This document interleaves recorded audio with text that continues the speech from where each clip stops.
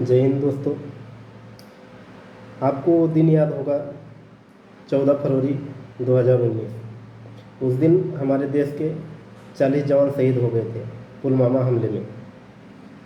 कश्मीर के पूर्व राज्यपाल सत्यपाल मलिक जी ने इतने सालों के बाद कम से कम देर से बोले, लेकिन सच तो बोले। प्रधानमंत्री नरेंद्र मोदी ने सत्यपाल मलिक जी को चुप रहने के लिए कहा था। भारत की सुरक्षा एजेंसियों ने चुप रहने के लिए कहा था। तो उनको चुप रहने के लिए क्यों कहा गया था? ये देश की जनता को बताया गया, या जो 40 जवान शहीद हुए उन 40 जवान के परिवार वालों को कुछ बताया गया कि वो हमला क्यों हुआ था और कैसे हुआ था? और सत्यपाल मलिक जी को जब प्रधानमंत्री नरेंद्र मोदी का फ़ोन आता है हमले के बाद, हमले के 2 घंटे बाद उनका फ़ोन आता है जब, तो भी फ़ोन ये ढाबे से करते हैं। ये भारत की जनता को गुमराह करने की, गोल गोल घुमाने की पूरी कोशिश हुई। ढाबे से क्यों फ़ोन करते हैं? हमारे देश के प्रधानमंत्री जी के पास फ़ोन नहीं है, मोबाइल नहीं है। हमें तो लगता है उनके पास वॉकी टॉकी, हर चीज़ वो उपलब्ध होती है प्रधानमंत्री के पास। फिर उनको ढाबे से फ़ोन करने की ज़रूरत क्या थी? देश की जनता ये चीज़ समझती नहीं है, या उनके परिवार वाले भी नहीं समझ रहे हैं। हमारे देश के जितने भी फौजी भाई हैं उनको इस चीज़ पे सवाल उठाना चाहिए कि हमला क्यों हुआ और कैसे हुआ। उसकी कोई जांच क्यों नहीं की गई अभी तक? 4 साल बीत गया। 4 साल बीतने के बाद भी अभी भी 40 जवान जो शहीद हो गए उनकी कोई जांच ही नहीं की गई। और जिस रास्ते से जवान जा रहे थे उस रास्ते में सत्यपाल मलिक जी का कहना है कि पहले जब जवान गुजरते थे तो रास्ते पे, मतलब हर रास्ता जाम करने के लिए हर रास्ते के मोड़ पे एक जिप्सी खड़ी की जाती थी, और उस दिन वो जिप्सी भी नहीं खड़ी की गई। और एक महत्वपूर्ण चीज़ बताई है सत्यपाल मलिक जी ने। कश्मीर के पूर्व राज्यपाल रह चुके हैं और 4 बार राज्यपाल रह चुके हैं। वो तो झूठ नहीं बोलेंगे, वो भी बीजेपी पार्टी के ही हैं। तो जब जवानों की ट्रक गुजर रही थी तो वहाँ पे जिप्सी भी, जो पहले जिप्सी रोकने के लिए खड़ी रहती थी हर नुक्कड़ पे, उस दिन जिप्सी भी नहीं लगाई गई थी सुरक्षा के लिए कि हाँ और रास्ता जाम कर दिया जाए। और दूसरी बात, जो विस्फोटक सामान 300 किलोग्राम जिस गाड़ी में था, वो गाड़ी बीते 12 दिन से घूम रही थी कश्मीर के इलाके में, पुलवामा के आजू बाजू के इलाके में रास्ते पे घूम रही थी। तो क्या यहाँ पे ये सवाल पैदा होता है कि बिना हमारे देश के किसी आदमी के मिले हुए पाकिस्तान की इतनी हिम्मत नहीं है कि हमारे देश में घुस के हमला करे? उसकी इतनी औकात ही नहीं है। और जिस हिसाब से सत्यपाल मलिक जी ने बयान दिया है, उस हिसाब से ये दर्शाया जा सकता है या ये साबित हो सकता है कि ये हमला प्रधानमंत्री नरेंद्र मोदी जी ने ही करवाया था, और हम राजनीतिक फ़ायदा उठाने के लिए हमारे 40 जवानों को मरवा दिया। और मरवाने वाला हमारे देश का प्रधानमंत्री नरेंद्र मोदी है। 40 जवानों को मारने वाला हमारा नरेंद्र मोदी है, हमारे देश का प्रधानमंत्री। क्योंकि जिस तरह के बयान आ रहा है सत्यपाल मलिक जी की तरफ से, उस बयान के हिसाब से यही साबित होता है कि प्रधानमंत्री ने ही हमला करवाया, और प्रधानमंत्री ने ही फ़ोन करके उनको बोला, सत्यपाल मलिक जी को, कि तुमको कुछ बोलने की ज़रूरत नहीं है। सुरक्षा एजेंसियों के पास से 13 बार फ़ोन आया, 13 बार सुरक्षा एजेंसियों ने आगाह किया था कि हमले हो सकते हैं। फिर इतनी बड़ी तादाद में जवानों को निकालने की क्या ज़रूरत थी? और ठीक है, जिस दिन जवानों को निकलना था उसके 2 दिन पहले, ठीक 2 दिन पहले, वहाँ के पुलिस विभाग में भी भारी फेरबदल की गई। जो पहले से ड्यूटी पे थे उनको हटाया गया, बदली किया गया।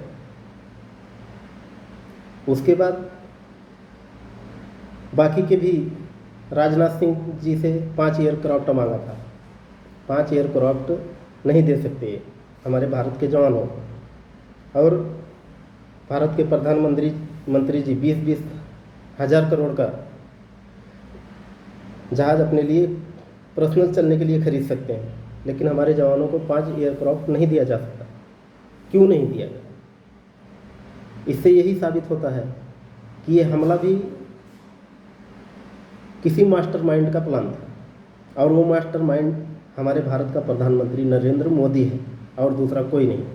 ये सब लोग जान रहे हैं, गुजरात की समस्त जनता जानती है, और हमारे भारत की जनता भी जान रही है, और हमारे भारत में जितने नेता हैं वो सब जान रहे हैं। लेकिन हमारे भारत के नेता लोग डरते हैं नरेंद्र मोदी से, क्योंकि गुजरात में कुछ अफसर और कुछ राजनीतिक दलों को कुछ मर्डर नरेंद्र मोदी और अमित शाह के इशारों पे हुआ। गुजरात में कुछ अफसरों को मर्डर करने के बाद इनसे जितनी भी नेता पार्टियां थी, जितनी भी आम पार्टियां थी, इनसे डरने लगी।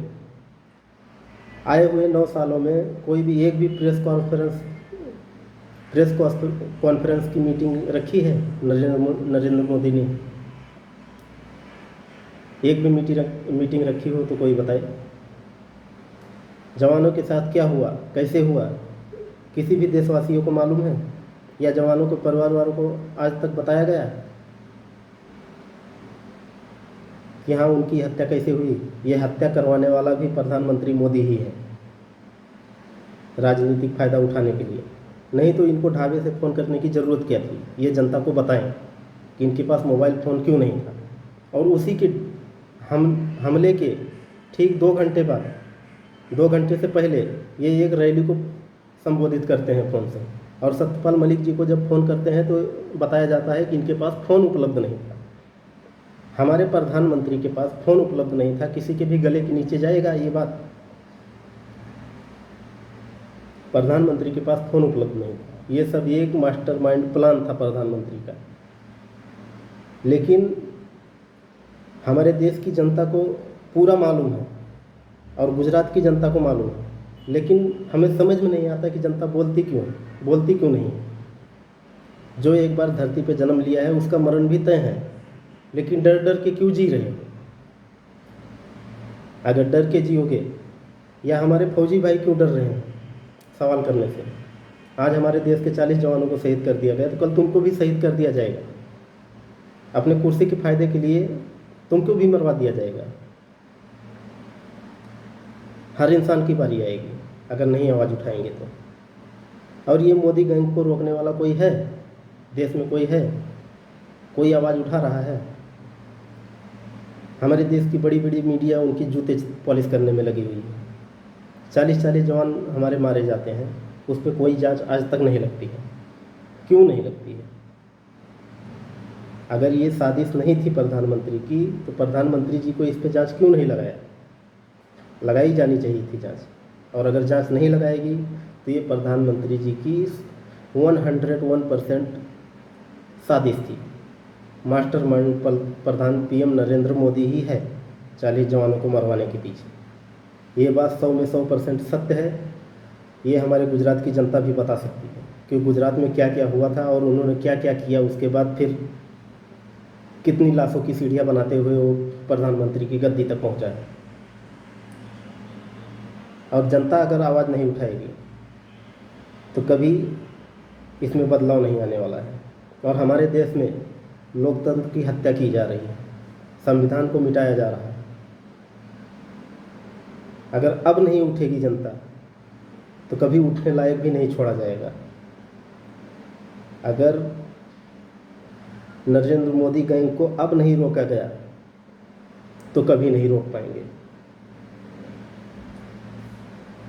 उसके खिलाफ बोलने की हिम्मत किसी नेता में नहीं। डर पैदा कर दिया गया है सबके मन में।